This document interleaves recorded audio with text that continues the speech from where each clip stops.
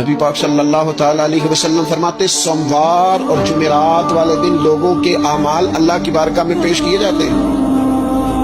دو مسلمانوں کے دو بھائیوں کے اعمال رب کی بارگاہ میں پیش کیے جاتے ہیں۔ اعمال ہیں، نیک اعمال ہے، نیکی ہے، نماز ہے، روزہ ہے، حج ہے، زکات ہے، صدقات ہے، وہ نیک اعمال اللہ کی بارگاہ میں جمعرات اور پیر کو پیش کیے جاتے ہیں۔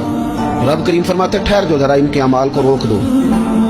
یا اللہ کیوں؟ فرمایا اس لیے کہ ان کے آپس میں نا دلوں میں نفرت ہے، گھٹن ہے، عداوت ہے، ان کو ذرا مہلت دو، یہ پہلے صلح کر لیں پھر ان کے اعمال بھی قبول کر لیں۔ عداوتیں پالی ہوئی ہیں، اپنے دلوں کے اندر گھٹن پیدا کی ہوئی، اختلاف کہاں نہیں ہوتا لیکن نفرتیں پیدا کر لینا۔ کیا جرم کیا بھائی نے؟ کون سا کفر کر بیٹھے ہیں رشتہ دار؟ کون سی ایسی بات نکل گئی ہے جو زندگی کے ناطے توڑ کے بیٹھتے ہیں؟ رب کہتا ہے نہیں قبول ہو گیا ابھی اس کے اعمال، روک دو جب تک یہ آپس میں صلح نہ کر لیں۔ اور میں اس لیے کہ ان کے آپس میں نا دلوں میں نفرت ہے، گھٹن ہے، عداوت ہے، ان کو ذرا مہلت دو، یہ پہلے صلح کر لیں پھر ان کے اعمال بھی قبول کر لیں۔